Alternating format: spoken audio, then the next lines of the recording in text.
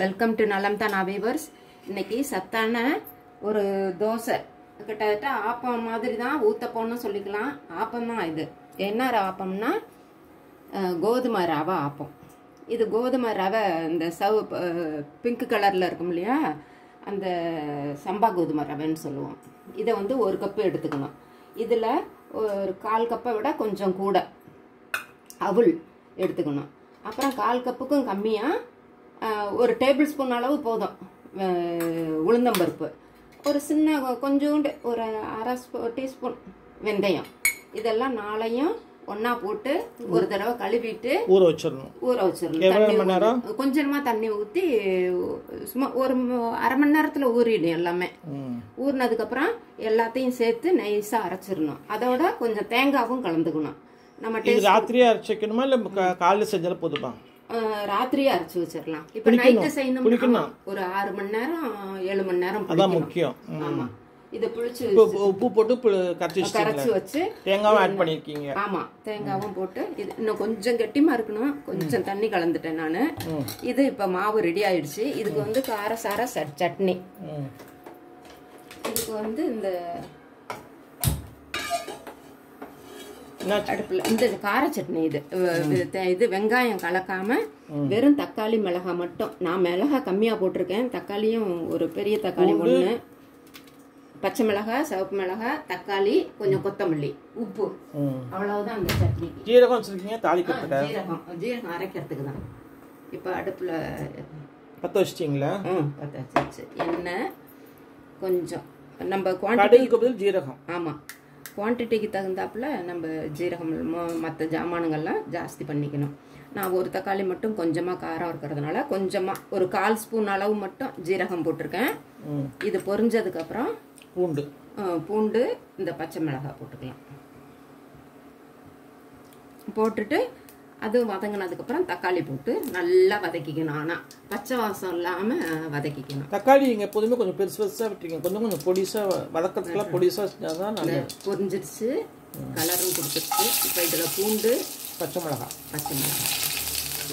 நல்லா சுள்ளுன்னு நிறைய கொஞ்சம் புளியும் போட்டுக்கணும். இதில் புளி, கடைசியில் கொத்தமல்லி பெருக்கிதான். புளியும் போட்டாங்க, தக்காளியும் போட்டுருக்காங்க. கொத்தமல்லி மட்டும் அரைக்கிறப்ப அந்த புளி போட்டுருக்காங்க. இதை நல்லா மூடி வேக விடணும். எவ்வளோ நல்லா இந்த பச்சை வாசம் போய் சுண்டி வர்ற வரையிலும் தக்காளியை வேக விடணும். வேக விட்டுட்டு ஆஃப் பண்ணுற சமயத்தில் அந்த கொத்தமல்லி அதில் போட்டு அந்த சூட்லேயே கிளறி விட்டு ஆற வச்சு, அது ஆறுனதுக்கப்புறம் மிக்ஸி உப்பு போட்டுருந்தோம் இல்லையா, ஆமாம், ஆற வச்சு நல்லா கெட்டிமாக ஓரளவுக்கு தலைன்னு கல்லு அரைப்பட்டுரும்ல, அதனால் இப்போவே கூட போட்டுக்கலாம். நல்லா அந்த தோசைக்கு இந்த சட்னி ரொம்ப நல்லா இருக்கும். சாதாரணமாக நம்ம இட்லி தோசைக்கு கூட தொட்டுக்கிற அந்த கூட நல்லா புளிப்பு காரமாக இருக்கும். இன்னைக்கு அது நல்ல சத்துள்ள தோசை. அது உளுந்தம்பருப்பு, வெந்தயம், கோதுமை, அவுள், தேங்காய் இதெல்லாம் இருக்கிறதுனால நல்லா போன்ஸுக்கு ஹெல்த்தியான டயட். அது நீங்களும் செஞ்சு பாருங்கள். ஆப்பம் இப்போ அது வதங்குறதுக்குள்ளவே ஆப்பம் நான் ஊற்றி காமிக்கிறேன்.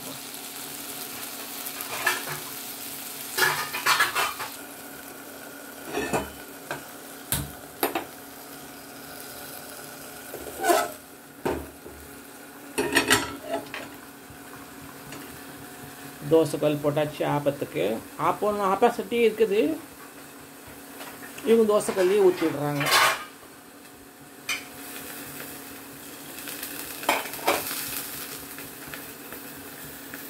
எண்ணெய் கொஞ்சம் ஊற்றுறாங்க.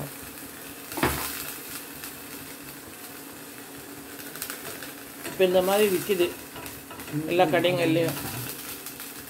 இதில் எண்ணெய் ஊற்றிட்டு தேய்ச்சோம்னா ஒரு துணி வச்சு தேய்க்கிறது போல இது சிலிக்கான். இதில்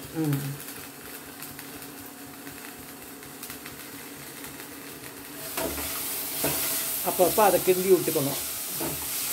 நம்ம அப்படியே மறந்துடக்கூடாது. நல்லா வெந்துடணும். இப்போ தான் 18 சாமி கும்பிட்டு முடிஞ்சிச்சு. இது மார்னிங் பிரேக்ஃபாஸ்ட். இது சத்து உள்ள கல் காஞ்சி கோதுமை ரவா ம் அவள் உளுந்துக்கு தோசை. தோசைன்னா ஆப்பம்னு வாங்க, நம்ம திருப்பி தேய்க்க வேண்டாம். அப்படியே விட்டால் தான் ஆப்பம்னா அப்படி தான் விட்டுறணும். ஆமாம் அவ்வளோதான். நீங்கள் பேர் ஆப்போங்கிறீங்க, ஆனால் தேய்க்கிறீங்க. அப்படியே சிம்மில் அப்படி செய்யக்கூடாது. ஆப்பம்னா ஒரு குளியதில் தான் ஊற்றணும். கொஞ்சம் சிம்மில் வச்சு பொறுமையாக வேகும். அப்புறம் எல்லாம் கமெண்ட்ஸில் கேட்பாங்க, நீங்கள் என்னங்க ஆப்பேன்னு சொல்லிட்டு நீங்கள் தோசையில் ஊற்றுறீங்கன்னுவாங்க. ஆனால் நம்ம தோசையாகவும் ஊற்றி எடுத்துக்கலாம். ஒரு சில பிள்ளைங்களுக்கு ஆப்பம்லாம் பிடிக்க கூட மாட்டேங்குது. அதான் பிடிக்கும். அதுக்கு நம்ம சித்த கார சட்னிக்கு பதில் நம்ம வந்து தேங்காய் பால் எடுத்து கொடுக்கணும். நிறைய பசும்பால் ஊற்றி சாப்பிடுவாங்க. அப்போ கிண்டி விட்டுக்கணும் சட்னிக்கு. நல்லா பச்சை வாசம் போய் நல்லா ஃப்ரை ஆகிற அளவுக்கு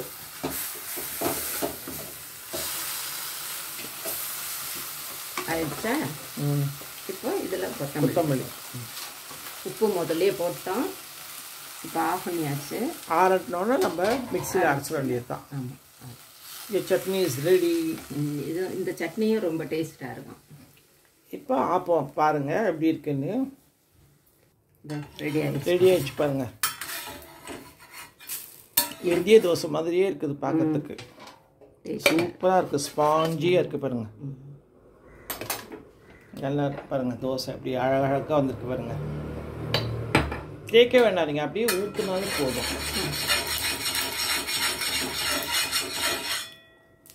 சட்னி பாருங்க. அவ்வளோதான், விட்டுருங்க. அவ்வளோதான் பாருங்கள். தோசையும் சட்னியும் சட்னி ரெடி ஆயிடுச்சு பாருங்கள். எவ்வளோ கலர்ஃபுல்லாக இருக்குது பாருங்கள். வெங்காயமே கிடையாது இதுக்கு. நீங்கள் செஞ்சு பாருங்கள். நலந்தாரா சேனலுக்கு சப்ஸ்கிரைப் பண்ணுங்கள். இன்னொரு இது ஊற்றிருக்கோம் பாருங்கள். சூப்பராக இருந்திருக்கு பாருங்கள். பாய்.